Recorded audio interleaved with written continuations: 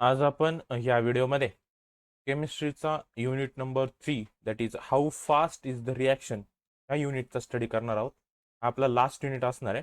आता यात काय सांगितलं आपल्याला, फर्स्ट पॉईंट दिला ह्या चॅप्टरमध्ये की factors affecting the rate of reaction. Okay, आता आपल्याला रिॲक्शन म्हणजे काय हे तर माहिती असतं. काय रिॲक्शन?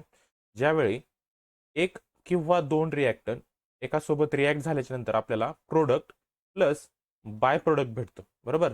फायचं रिॲक्शन ए प्लस बी म्हणजे दोन रिॲक्टंट आहे. लेफ्ट साईड काय असते आपली? रिॲक्टंट असते, बरोबर. ही रिॲक्टंट रिॲक्ट झाल्याच्या नंतर राईट साईडला जे असतं त्याला आपण काय म्हणतो? प्रोडक्ट म्हणतो, बरोबर. हे आपल्याला रिॲक्शन काय असतं हे माहिती आहे, बरोबर. आता याच्यावर कोणकोणते फॅक्टर्स अफेक्ट करतात, म्हणजे या रिॲक्शनचं स्पीड काय असेल, ओके, असे बाकीचे काय जे फॅक्टर्स आहेत, असे कोणते फॅक्टर्स या रिॲक्शनच्या रेटवर अफेक्ट करतात, त्या फॅक्टर्स आपल्याला स्टडी करायचे. Okay, in a chemical reaction, a substance convert into another substance under certain given condition in a given time. पहा, केमिकल रिॲक्शन म्हणजे काय असतं की त्यात सबस्टन्स कन्वर्ट, काहीतरी सबस्टन्स, इथं समजा आपण काय केलं, ए सबस्टन्स घेतला. काय केलं पहा, ए सबस्टन्स घेतला. आपल्याला सांगितलंय काय, अ सबस्टन्स कन्वर्ट, समजा ए हा एक सबस्टन्स आहे, हा काय होतो? कन्वर्ट होतो इंटू अनदर सबस्टन्स. हा काय झाला? बी सबस्टन्स मध्ये काय झाला? कन्वर्ट झाला under a certain given condition. Given condition समजा मी इथं हिट केला असेल, बरोबर, कूल केला असेल, किंवा काहीतरी कॅटलिस्ट ऍड केला असेल, किंवा दुसरं एखादं केमिकल ऍड केला असेल, हे काय त्याच्या अंडर सर्टन कंडिशन्स आहेत. इन अ गिव्हन टाइम, एका पर्टिक्युलर टाइम मध्ये एका सबस्टन्सचं कन्व्हर्जन जर दुसऱ्या सबस्टन्स मध्ये होत असेल तर त्याला आपण केमिकल रिॲक्शन म्हणतो. Okay, it is important to know the rate of the chemical reaction to completely understand the reaction. जर आपल्याला त्या रिॲक्शनचा पूर्णपणे स्टडी करायचा असेल, ती रिॲक्शन पूर्णपणे अंडरस्टँड करून घ्यायची असेल, समजून घ्यायची असेल, तर आपल्याला काय त्याच्यात इम्पॉर्टंट आहे, त्या रिॲक्शनचा रेट समजून घेणं हे खूप इम्पॉर्टंट आहे. आता रेट म्हणजे काय असतं रिॲक्शनचं? त्या रिॲक्शनला कॅरी आउट होण्यासाठी किती वेळ लागला, त्याला काय काय केमिकल्स लागले, कोणती कंडिशन्स लागली, ओके, हे सगळे काय असतं? रेट ऑफ केमिकल रिॲक्शन असतं. समजलं? पुढे पहा, some reactions happen very fast like the precipitation of silver chloride. पहा, काही ज्या रिॲक्शन असतात त्या खूप फास्टली होतात. फॉर एक्झाम्पल आपल्याला दिले की प्रेसिपिटेशन ऑफ सिल्वर क्लोराईड. आता प्रेसिपिटेशन म्हणजे काय असतं पहा, समजा अशी एक टेस्ट ट्यूब आहे असं कन्सिडर करा. यात तुम्ही काहीतरी केमिकल टाकले, याच्या तळाला समजा रिॲक्शन झाल्याच्या नंतर असा एक थर असतो सॉलिड्स, बरोबर. ओके, ही ही ती कंडिशन सांगितली की सिल्वर आणि क्लोराईडचं प्रेसिपिटेशन ही सगळ्यात फास्ट रिॲक्शन आहे. प्रेसिपिटेशन म्हणजे काय? तळाला काहीतरी अशी त्याला आपण सॉलिड फॉर्म मध्ये काहीतरी साचून राहणे, त्याला आपण प्रेसिपिटेशन म्हणतो. Okay, it occurs immediately after mixing. आता ही कधी होते? ज्यावेळेस आपण मिक्स करतो काय, aqueous solution of silver nitrate. ज्यावेळेस आपण सिल्वर नायट्रेटचं म्हणजेच काय, सिल्वर नायट्रेट म्हणजे AgNO3 याचं ॲक्वियस सोल्युशन काय करतो? सोडियम क्लोराईड बरोबर मिक्स करतो. सोडियम क्लोराईड म्हणजे NaCl. NaCl बरोबर काय करतो? ज्यावेळेस हे मिक्सिंग करतो, याचं मिक्सिंग केल्याच्या नंतर खाली काय राहतं आपल्याला? सिल्वर क्लोराईड म्हणजे काय राहतं? AgCl, सिल्वर क्लोराईड राहतं. समजलं? प्लस बाय प्रोडक्ट काय तयार होतं? Na2NO3. समजलं? त्यासाठी तर काय करावं लागेल? 2 लावावं लागेल. ओके, इथं होणार AgCl2Na2NO3. समजलं? म्हणजे काय, खूप फास्ट रिॲक्शन आहे. काय काय होतं या रिॲक्शन मध्ये? फॉर एक्झाम्पल जर विचारलंच आपल्याला फास्ट रिॲक्शनचं, हे रिॲक्शनचं एक्झाम्पल द्यायचं काय, प्रेसिपिटेशन ऑफ सिल्वर क्लोराईड आहे. आता हा जो AgCl2 असतो, हा जो टेस्ट ट्यूबच्या तळाला राहतो, हा सॉलिड फॉर्म मध्ये भेटतो, म्हणून त्याला काय म्हणतात? प्रेसिपिटेशन म्हणतात. समजलंय? ओके, नेक्स्ट पहा, on the other hand some reactions are very slow. जर आपण दुसऱ्या बाजूला विचार केला तर काही रिॲक्शन या खूप स्लो असतात. Okay, like the rusting of iron. आता रस्टिंग ऑफ आयर्न म्हणजे लोखंडाला गंज लागणे. आता हे लगेचच्या लगेच तर लोखंडाला गंज लागत नाही. आपण समजा लोखंड मोकळ्या हवेमध्ये बाहेर राहिलं, त्याच्यावर पाणी वगैरे पडलं, तर लोखंडाला काय लागतो? गंज लागतो. म्हणजेच काय, लोखंडाला गंज लागणे त्याला म्हणतात रस्टिंग ऑफ आयर्न. आता रस्टिंग ऑफ आयर्न ही जी प्रोसेस आहे ही फास्ट प्रोसेस नाही, ही खूप स्लो प्रोसेस आहे. हे प्रोसेस कॅरी आउट होण्यासाठी हिला काय लागतो? वेळ लागतो. म्हणून या रिॲक्शनला काय म्हटले? It is very slow. कोणती रिॲक्शन ती? Rusting of iron in the presence of air and moisture. आता रस्टिंग ऑफ आयर्न होण्यासाठी काय काय लागतं? एअर पण लागतं आणि मॉइश्चर लागतं. Some chemical reactions are neither slow nor fast but takes place at a moderate rate. आता ही झाली खूप कमी, म्हणजे काय, खूप फास्ट रिॲक्शन आणि खूप स्लो रिॲक्शनचे एक्झाम्पल पाहिलं. पण काही रिॲक्शन अशाही असतात की त्या स्लो पण नसतात आणि फास्ट पण नसतात. त्यांना एक मॉडरेट रेट म्हणजे एक मीडियम वेळ लागतो. समजलं? जास्त जास्त वेळ पण नाही लागत आणि खूप फास्ट पण होत नाही. त्या मॉडरेट रेटमध्ये असतात. The speed or rate of a chemical reaction is the change in concentration of A reactant or product per unit time.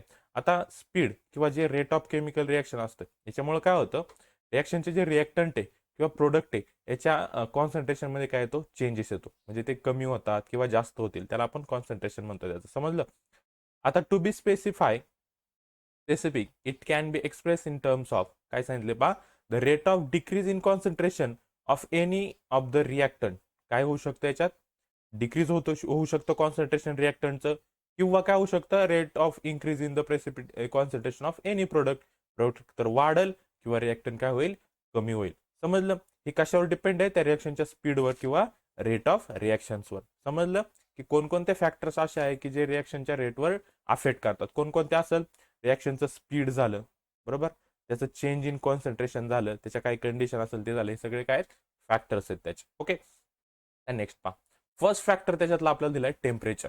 Specific काही फॅक्टर्स दिले आपल्याला की टेम्परेचरचा रिॲक्शनच्या रेटवर कसा इफेक्ट होतो पहा. And increase in temperature typically increasing the rate of reaction. हे लक्षात ठेवायचं काय की ज्यावेळेस आपण टेम्परेचर इन्क्रीज करतो रिॲक्शनमध्ये, त्यावेळेस त्या रिॲक्शनचा रेट सुद्धा काय होतो, इन्क्रीज होतो. म्हणजे रिॲक्शन काय होते, फास्टली ऑकर होते. ओके, पुढचा पहा. And increase in temperature will rise the average kinetic energy of the reactant molecule. ज्यावेळेस आपण टेम्परेचर वाढवतो, रिॲक्शनचं काय करतो, टेम्परेचर वाढवतो, त्यावेळी जे रिॲक्टंट मॉलिक्यूल असतात त्यातली एव्हरेज कायनेटिक एनर्जी सुद्धा काय होते, राईज होते, म्हणजेच वाढते. सिंपल पहा, हा एक मॉलिक्यूल आहे, याच्यात छोटे छोटे काय ॲटम्स आहेत असं कन्सिडर करा, आणि याला म्हणा तुम्ही रिॲक्टंट आहे. याला काय केलं आपण, खालून हीट दिली, म्हणजे काय केलं, टेम्परेचर वाढवलं. तर काय होतं, टेम्परेचर वाढवल्यामुळे याचे जे मॉलिक्युल्स असतात हे काय होतात, वेगवेगळे होतात. काय होतात, ते वेगवेगळे होतात, म्हणून त्याच्यातली काय होते, कायनेटिक एनर्जी वाढते. समजलं? Therefore a greater proportion of molecule will have the minimum energy necessary for an effective collision. म्हणून काय, a greater proportion of a molecule, हे मॉलिक्यूलचा जो भाग आहे खूप मोठा, will have the minimum energy necessary for an effective collision. त्याचं कोलिजन होण्यासाठी त्याला काय लागते, खूप कमी एनर्जी लागते. कधी, ज्यावेळेस आपण त्या रिॲक्शनचं टेम्परेचर वाढवतो. समजलं? हा एक ग्राफ दिला आपल्याला, टेम्परेचर अँड रिॲक्शन रेट. पहा आता इथं काय दिलं आपल्याला, ह्या वाय ऍक्सिस वर दिले आपल्याला, हा वाय ऍक्सिस आहे आपला आणि हा एक्स ऍक्सिस आहे. वाय ऍक्सिस वर आपल्याला दिले फ्रॅक्शन ऑफ मॉलिक्युल्स, म्हणजे किती मॉलिक्युल्स आहेत, आणि इकडे कायनेटिक एनर्जी. पहा ज्यावेळेस टेम्परेचर हे लो असतं, पहा हे लोअर टेम्परेचर, त्यावेळेस फ्रॅक्शन ऑफ मॉलिक्यूल जास्त असतात. पहा कम्पेअर करा, फ्रॅक्शन ऑफ मॉलिक्यूल काय असतात, जास्त असतात. आणि ज्यावेळेस टेम्परेचर हाय असतं त्यावेळेस फ्रॅक्शन ऑफ मॉलिक्यूल सुद्धा काय असतात, कमी असतात. समजले? टेम्परेचर कसं इफेक्ट करतं, काय होतं टेम्परेचरमध्ये, रेट ऑफ रिॲक्शन वाढतं, त्याची एव्हरेज कायनेटिक एनर्जी वाढते, आणि त्याला इफेक्टिव्ह कोलिजन होण्यासाठी मिनिमम एनर्जी लागते. समजलं? हे 3 पॉईंट लक्षात ठेवायचे. ओके, त्यानंतर पुढचा आहे कॉन्सन्ट्रेशन. हा सुद्धा काय करतो, केमिकल रिॲक्शनच्या रेटवर इफेक्ट करतो. कसा करतो पहा, increase the concentration of one or more reactant will often increase the rate of reaction. इथं पण ज्यावेळेस आपण रिॲक्शनचं कॉन्सन्ट्रेशन इन्क्रीज करतो त्यावेळेस त्याचं रेट ऑफ रिॲक्शन सुद्धा इन्क्रीज होतं. समजले? This occurs because a higher concentration of reactant will leads to more collisions of that reactant in a specific time period. का होतं हे, तर काय होतं, ज्यावेळेस आपण हायर कॉन्सन्ट्रेशन घेतो रिॲक्टंटचं, त्याच्यामुळे काय होतं, will lead to more collision. काय होतं, त्या मॉलिक्यूलमध्ये खूप जास्त कोलिजन होतं रिॲक्टंटमध्ये in a specific time period, म्हणून त्याचा रेट सुद्धा वाढतो. समजलं? त्याच्यानंतर थर्ड पॉईंट आहे सरफेस एरिया. सरफेस एरिया कसा अफेक्ट करतो केमिकल रिॲक्शनवर पहा. If the reactant molecule exist in a different phase as in a heterogeneous mixture, the rate of reaction will be limited by the surface area of the phase that are in contact. पहा काय सांगितले, if the reactant molecule exist in a different phase, म्हणजे वेगवेगळ्या फेजमध्ये जर reactant molecule असेल, म्हणजे कोणत्या फेज, सॉलिड आहे, लिक्विड आहे, गॅस आहे, कोणत्या पण फेजमध्ये जर रिॲक्टंट मॉलिक्यूल आपला असेल, as in the heterogeneous mixture. Heterogeneous mixture आणि होमोजिनियस मिक्सचर असे 2 टाईप आहे. हेट्रोजिनियस मिक्सचर म्हणजे त्या मॉलिक्यूल बरोबर अजून दुसरा कोणता तरी मॉलिक्यूल काय मिक्स आहे वेगळ्या टाईपचा, त्याला आपण म्हणतो हेट्रोजिनियस मिक्सचर. आणि होमोजिनियस मिक्सचर म्हणजे काय, मॉलिक्यूल दुसऱ्या मॉलिक्यूल बरोबर मिक्स झालाय पण दोन्ही मॉलिक्यूल काय सेम टाईपचे, त्याला आपण म्हणतो होमोजिनियस. होमोजिनियस असेल तर दोन्ही सेम असतात, हेट्रोजिनियस मध्ये दोन्ही वेगवेगळे असतात. समजलं? आता याच्यात काय होतं, the rate of reaction will be limited. त्यामुळे ही हेट्रोजिनियस आहे, याच्यात रेट ऑफ रिॲक्शन काय राहतो, लिमिटेड राहतो. त्या सरफेस एरिया पुरता. समजलं? For example, if a solid metal reactant and gas reactant are mix. पहा आता इथं दोन वेगवेगळे फेस मिक्स केलेत. एक आहे सॉलिड मॉलिक्युल आहे आणि दुसरा आहे गॅसवाला, म्हणजे झालं heterogeneous mixture. Only the molecule present on the surface of the metal are able to collide with the gas molecule. आता हा सॉलिड मेटलच्या वरती सरफेसवर जो मॉलिक्युल असेल, समजा हा सॉलिड मेटल आहे, त्याच्या सरफेसच्या वरती जो मॉलिक्युल असेल तोच बाहेरच्या गॅस बरोबर काय होणार आहे, रिॲक्ट होणार आहे. समजलं? इथं हा असा सरफेस एरिया काय करतो, मॅटर करतो. Therefore increase the surface area of the metal by pounding it flat or cutting it into the many pieces with increasing the rate of reaction. मग काय करायचं, समजा ही एक स्ट्रीप आहे बरोबर, एकतर याचा सरफेस एरिया काय करायचा, इन्क्रीज करायचा. कसा सरफेस एरिया इन्क्रीज करणार आहे, याला काय करायचं, गरम करायचं आणि प्रेस करायचं. मग त्याचा असा सरफेस एरिया आपण काय करू शकतो, इन्क्रीज करू शकतो. किंवा काय करायचे, याचे छोटे छोटे पीसेस करायचे. त्याच्यामुळे सुद्धा काय होतं, वेगवेगळे मॉलिक्युल होतात आणि त्याचा रेट ऑफ रिएक्शन आपण काय करू शकतो, वाढू शकतो. समजलंय? पुढचा आहे कॅटॅलिस्ट. हा एक इम्पॉर्टंट अफेक्ट करतो आपल्या रेट ऑफ रिएक्शनवर. कॅटॅलिस्ट काय असतो पहा, आपण रिएक्शन पाहिली होती काय, A plus B gives you C plus D, अशी एक रिएक्शन असं कन्सिडर करा.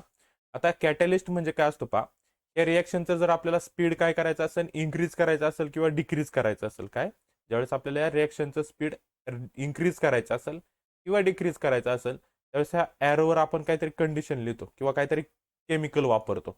जो ॲरोवर लिहिलेला जो केमिकल असतो त्याला आपण कॅटॅलिस्ट म्हणतो. काय म्हणतो त्याला आपण, catalyst. Okay. A catalyst is a substance that accelerate a reaction by participating in it without being consume. पा हा काय करतो कॅटॅलिस्ट, रिएक्शनचं स्पीड ॲक्सेलरेट करतो म्हणजे वाढवतो, पण तो रिएक्शनमध्ये पार्टिसिपेट करत नाही. तो फक्त काय करतो, त्या रिएक्शनचं स्पीड वाढवतो किंवा कमी करतो. Okay. Catalysts provide an alternate reaction pathway to obtain product.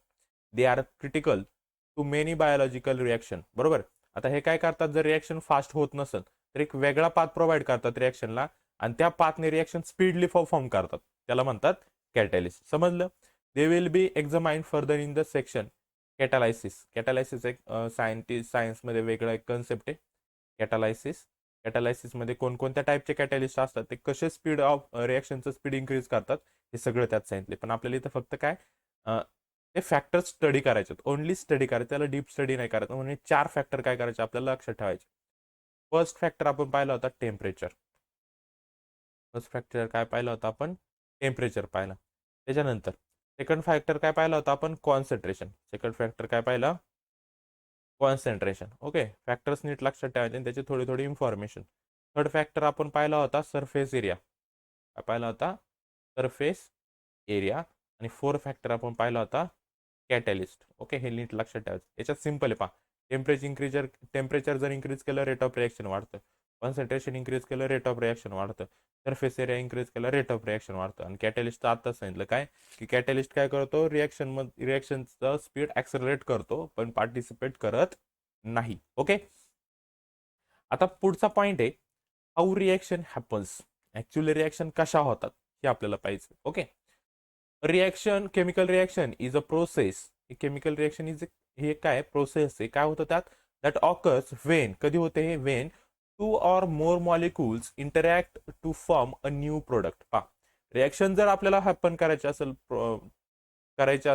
तर काय करावं लागतं, 2 किंवा 2 पेक्षा जास्त रिएक्टंट लागतात. काय लागतात, 2 किंवा 2 पेक्षा जास्त रिएक्टंट मॉलिक्यूल लागतात. आणि ते 2 मॉलिक्यूल ज्यावेळेस इंटरॅक्ट होतात एकमेकांशी त्यावेळेस आपल्याला काय भेटतं, नवीन प्रोडक्ट भेटतं. त्या अशा पद्धतीने काय होते, रिएक्शन हॅपन होते. समजलं? पुढचा पहा, compounds that interact to produce new compounds. असे कंपाऊंड जे इंटरॅक्ट होऊन नवीन कंपाऊंड तयार करतात त्याला आपण रिएक्टंट म्हणतो. काय म्हणतो त्याला आपण, रिएक्टंट म्हणतो. व्हेअरॅज द न्यूली फॉर्म कंपाऊंड, आणि त्या कंपाऊंड पासून जो नवीन कंपाऊंड तयार होतो त्याला आपण प्रोडक्ट म्हणतो. Okay. Chemical reactions plays an integral role in a different industries. वेगवेगळे ज्या इंडस्ट्रीज असतात सगळ्या इंडस्ट्रीमध्ये काय केलं जाते, ही केमिकल रिएक्शन परफॉर्म केली जाते. कारण विदाउट केमिकल रिएक्शन किंवा without mixing of A 2 compounds आपण नवीन कंपाऊंड तयार करू शकत नाही. Okay. Customs and even in our daily life. आपल्या डेली लाईफमध्ये सुद्धा आपण काय करतो, केमिकल रिएक्शन करत असतो. फॉर एक्झाम्पल पहा, मिल्क पासून ज्यावेळेस कर्ड तयार होतं, काय मिल्क पासून कर्ड म्हणजे दही तयार होणे, ही सुद्धा एक काय chemical reaction. Okay.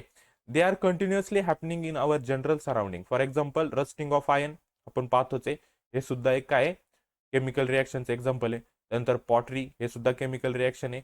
Fermentation of wine, wine तयार करणे ही सुद्धा एक काय केमिकल रिॲक्शन. अशा भरपूर केमिकल रिॲक्शन आपण डे टू डे लाईफमध्ये पाहत असतो. In a chemical reaction a chemical change must occurs with is generally observe with a physical change like precipitation, heat production, colour change. आता की ज्यावेळेस केमिकल रिॲक्शन होत असते त्यावेळेस आपल्याला जनरली आपण ऑब्झर्व काय करतो तर फिजिकल चेंजेस आपल्याला दिसतात. फिजिकल चेंज म्हणजे जे आपण डोळ्यांनी पाहू शकतो. ओके, काय पाहू शकतो? प्रेसिपिटेशन तयार झालंय का त्याच्यात, हीट प्रोडक्शन झालंय का, आपल्याला सेन्सेशन होतं ना हीट तयार झाली की नाही, किंवा कलर चेंज झालाय का, हे केमिकल रिॲक्शन मध्ये चेंजेस हे होत असतात. Okay, reaction can takes place between two atoms or ions or molecule. Reaction कोणाकोणामध्ये होऊ शकते? तर दोन ॲटम मध्ये होऊ शकते, दोन आयन्स मध्ये होऊ शकते, दोन मॉलिक्युल्स मध्ये सुद्धा रिॲक्शन होऊ शकते. And they forms a new bond and no atom is destroy or created but new product is form from reactant. याचा एक रूल आहे रिॲक्शनचा, काय की ज्या वेळेस दोन ॲटम एकमेकाशी काय होतात, रिॲक्ट होतात, त्यावेळेस ते दोन ॲटमना डिस्ट्रॉय होतात ना नवीन तयार करतात. ओके, काय डिस्ट्रॉय पण होत नाही, दुसरा तयार पण करत नाही, फक्त काय करतात त्यांच्यापासून नवीन वेगळा एक ॲटम फॉर्म करतात. काय करतात? फॉर्म करतात. समजलं? त्यानंतर पहा, the rate of reaction depends on and is affected by factors like pressure. आता ही जी काय रेट ऑफ रिॲक्शन असते त्याच्यात फॅक्टर्स आपण आता स्टडी केले होते, ते फॅक्टर याच्यात काय करतात, अफेक्ट करतात. फॉर एक्झाम्पल प्रेशर असेल, टेम्परेचर असेल, कॉन्सन्ट्रेशन असेल रिॲक्टंटचं, हे सगळे फॅक्टर काय होतात ज्यावेळेस केमिकल रिॲक्शन होत असते त्यावेळेस काय करतात, ते अफेक्ट करत असतात त्याला. समजले ही रिॲक्शन कशी होत असते? ओके, ही बेसिक इन्फॉर्मेशन नीट लक्षात ठेवायची. आता त्यात पाहिलं की केमिकल रिॲक्शन होत असताना कोलिजन होत असतं. काय होतं, जे काय आपण मॉलिक्यूल किंवा ॲटम कन्सिडर करतो रिॲक्शन मध्ये त्यांचं काय होतं, कोलिजन होत असतं. त्याच कोलिजन थेअरीचा आपल्याला इथं आता स्टडी करायचं आहे. पहा, the collision theory states that a chemical reactions can only occurs between particle when they collides. काय सांगितलंय कोलिजन थेअरीमध्ये, की केमिकल रिॲक्शन ज्यावेळी होत असते त्यावेळेस काय होतं, ते दोन पार्टिकल्स आपण पाहिले, त्या दोन पार्टिकल मध्ये काय होत असतं, कोलिजन होत असतं. ते काय होतात, एकमेकाला कोलाइड होतात, म्हणजे हिट करतात, धडकतात एकमेकांवर. समजलं? The collision between the reactant particle is necessary but not sufficient for the reaction to takes place. पा, कोलिजन रिएक्टंट मध्ये कोलिजन होणं हे नेसेसरी आहे. ओके, पण नुसतंच कोलिजन झालं म्हणजे नवीन प्रोडक्ट तयार झाला असं आपण म्हणू शकत नाही. Okay, the collision have also have to be effective. ते कोलिजन कसं पाहिजे, इफेक्टिव्ह कोलिजन पाहिजे. की कसं, की ज्यावेळेस दोन रिएक्टर एकमेकाला कोलाइड होतील त्याच्यातलं प्रेशर, टेम्परेचर आणि कॉन्सन्ट्रेशन हे मेंटेन पाहिजे. ह्या कंडिशन ज्यावेळेस सॅटिस्फाय होतात त्याच वेळेस रिॲक्शन हॅपन होते आणि नवीन प्रोडक्ट तयार होतात.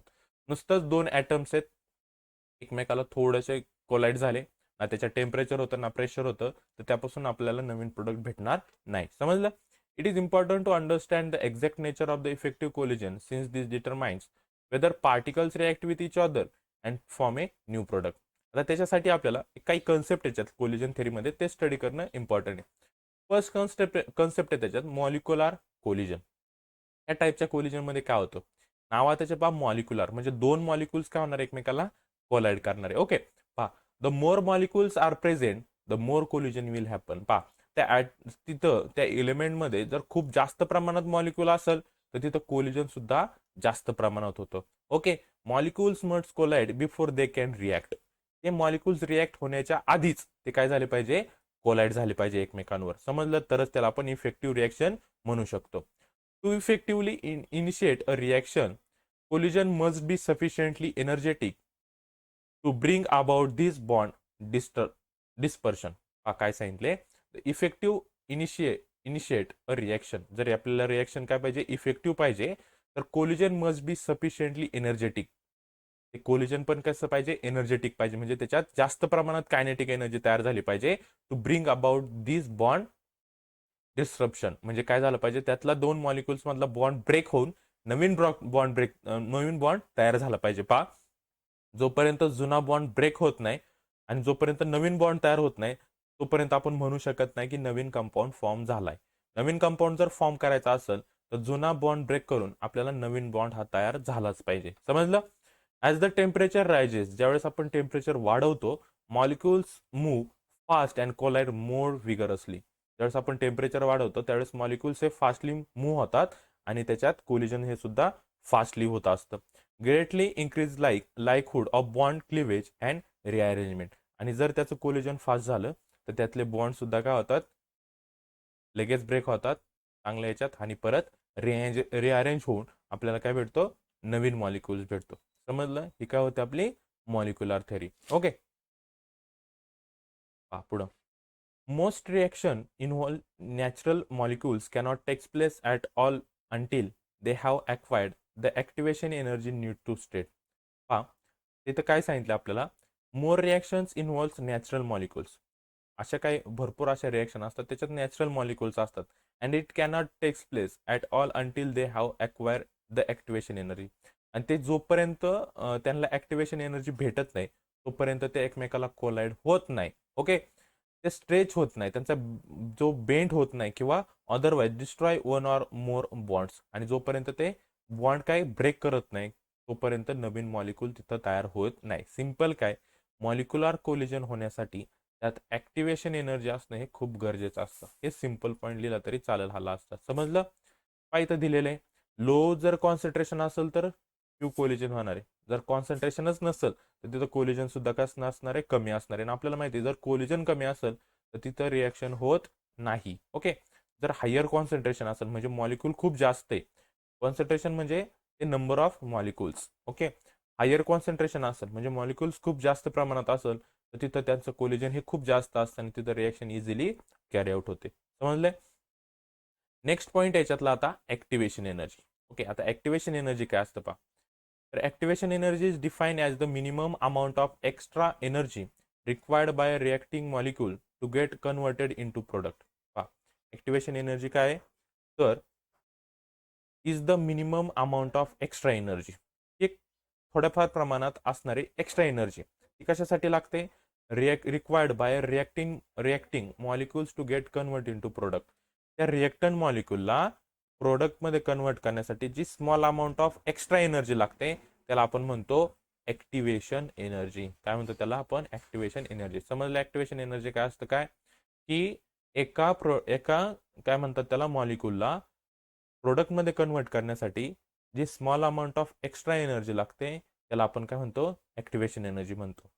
It can also be described as the minimum amount of energy need to active or energize molecules or atoms so that they can undergo a chemical reaction or transformation.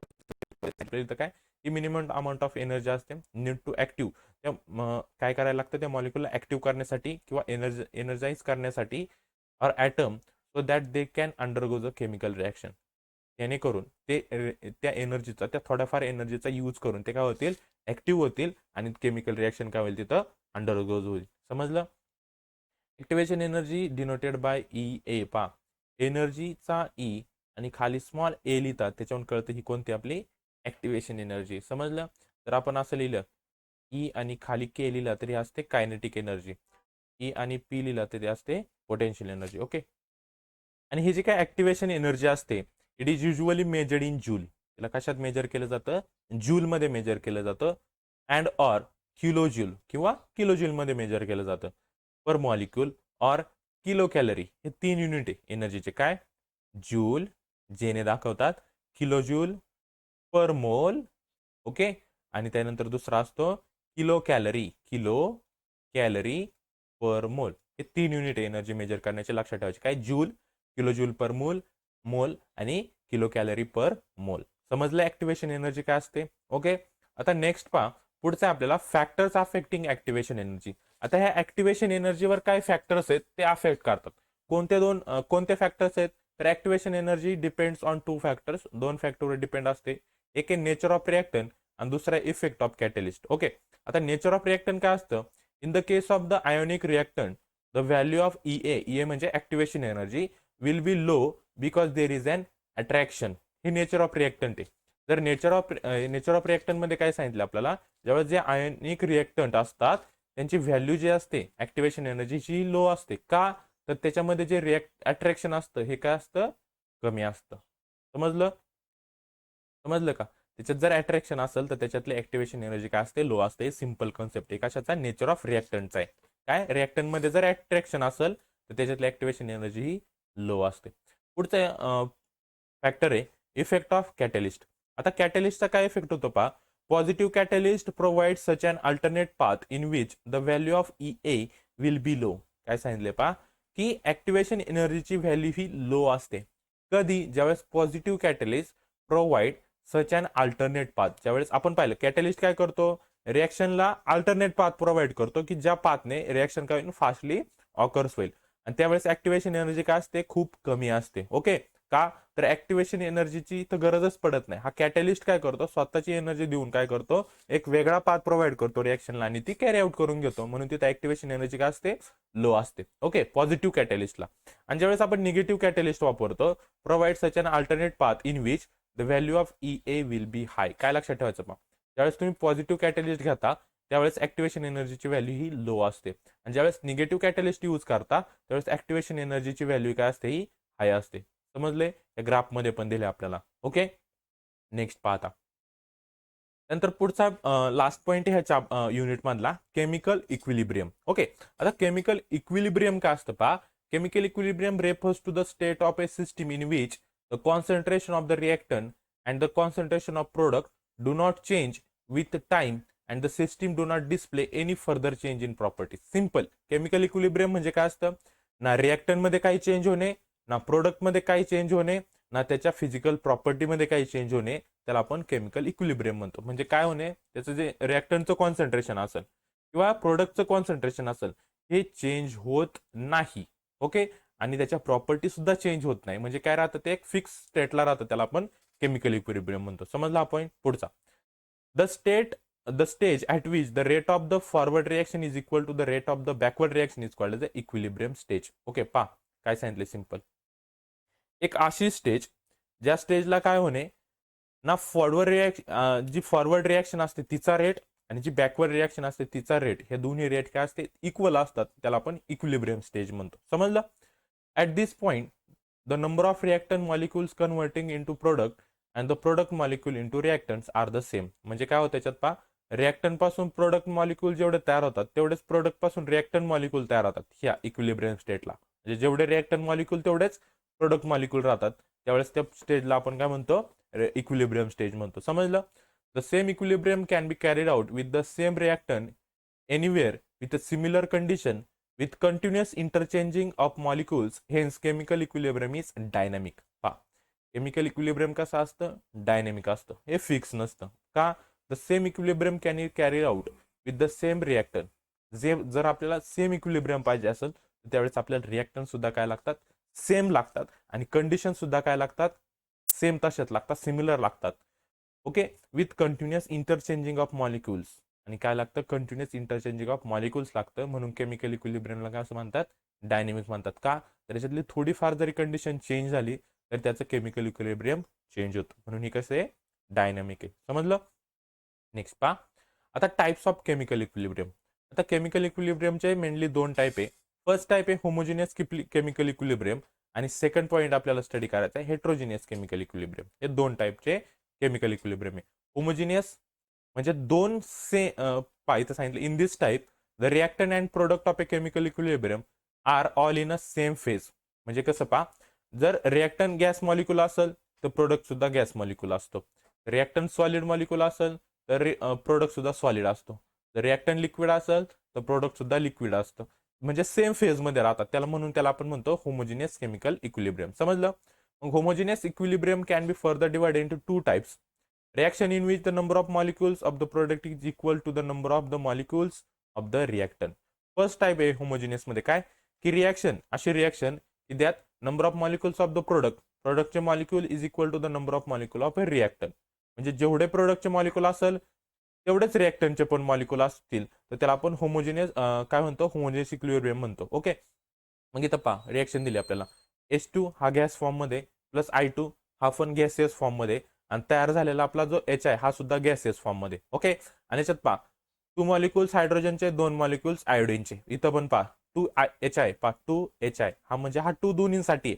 इथं सुद्धा तयार होताना पण 2 molecule हायड्रोजनचे राहिले, 2च molecule काय राहिले, आयोडीनची राहिली, म्हणजे झाली आपली फर्स्ट टाईपची रिॲक्शन. सेम सेकंड सुद्धा तशीच आहे. याच्यात दुसरा टाईप आहे पहा, reaction in which the number of molecules of product is not equal to the total number of the reactant. म्हणजे इथं रिॲक्टंटचे आणि प्रोडक्टचे मॉलिक्युल सेम नसतात, फक्त फेस सेम राहणार आहे. पाहिजे 2SO2 हे गॅस फॉर्म मध्ये, प्लस O2 ही पण गॅस फॉर्म मध्ये, आणि 2SO3 हे सुद्धा गॅस फॉर्म मध्ये. ओके, म्हणजे झालं होमोजिनियस केमिकल इक्विलिब्रियम. पण टाईप सेकंड आहे. का सेकंड आहे? तर याच्यात प्रोडक्टचे मॉलिक्युल आणि रिॲक्टंटचे मॉलिक्युल सेम नाहीत. कसे सेम नाहीत पहा, रिॲक्टंटला ऑक्सिजन किती आहेत ते मोजा. इथे हे 2 ऑक्सिजन. ओके, इथं पहा हे 2 2 जा 4, इथं किती आहेत 4 ऑक्सिजन, प्लस हे 2 म्हणजे 6 ऑक्सिजन. रिॲक्टंट साईजला किती आहेत 6 ऑक्सिजन आहेत, बरोबर. पुढं पहा, इथं किती आहेत 2S, आणि इथं सुद्धा किती 2S आहे, बरोबर. म्हणजे इथं रिॲक्शन कशी आहेत आपली बॅलन्स आहे. फक्त इथं रिॲक्टंट साईडला 2 मॉलिक्युल्स आहे पहा, SOO हे झाले 2, हा एक रिॲक्टंट, हा दुसरा रिॲक्टंट. पण प्रोडक्टला एकच प्रोडक्ट तयार झालाय, काय एक, म्हणजे इथं प्रोडक्ट आणि रिॲक्टंटचे नंबर सेम नाही आहेत. ओके, इथं पहा, इथं कसं सेम होतं 2H आणि 2I असे वेगळे जर केले तर आपल्याला ते सेम भेटतात. ओके, सेम खालचं सुद्धा एक्झाम्पल त्याच टाईपचं. हे काय होतं आपलं होमोजिनियस केमिकल इक्विलिब्रियम. आता पुढचा टाईप आहे हेट्रोजिनियस केमिकल इक्विलिब्रियम. आता हेट्रोजिनियस मध्ये काय होतं पहा, in this type the reactant and the product of a chemical equilibrium are present in different phase. Different phase म्हणजे कसं, जर समजा आपण गॅस रिॲक्टंट असेल तर तयार होणारा आपल्याला सॉलिड मॉलिक्यूल भेटेल, किंवा सॉलिड रिॲक्टंट असेल तर तयार होणारा लिक्विड मॉलिक्यूल भेटेल. म्हणजे फेजेस काय राहतात, वेगवेगळ्या राहतात. त्याला आपण म्हणतो heterogeneous. Okay, a few example of a heterogeneous equilibrium are listed below. पाहिजे कार्बन डायऑक्साईड गॅस प्लस याची रिॲक्शन झाली सॉलिड कार्बन बरोबर, आणि तयार झाला आपला परत कार्बन मोनॉक्साईड, हा गॅस फॉर्म मध्ये. इथं पण calcium carbonate CaCO3 solid form मध्ये, पण तयार होणारा प्रोडक्ट इथं आपल्याला एक गॅस फॉर्म मध्ये भेटला. म्हणजेच काय, फेजेस काय झाली याची चेंज झाली, आणि जिथं फेज चेंज होतात त्याला म्हणतात हेट्रोजिनियस केमिकल इक्विलिब्रियम. समजलं. Thus the different type of a chemical equilibrium are based on the phase of the reactant and product. म्हणून त्या रिॲक्टंटच्या फेजवर आणि प्रोडक्टच्या फेजवर केमिकल इक्विलिब्रियम हे खूप डिपेंड असतं. समजले हे पॉईंट. काय होतं हे, ते होतं टाइप्स ऑफ केमिकल इक्विलिब्रियम. एक आहे होमोजिनियस आणि दुसरा हेट्रोजिनियस. होमोजिनियस मध्ये 2 टाईप.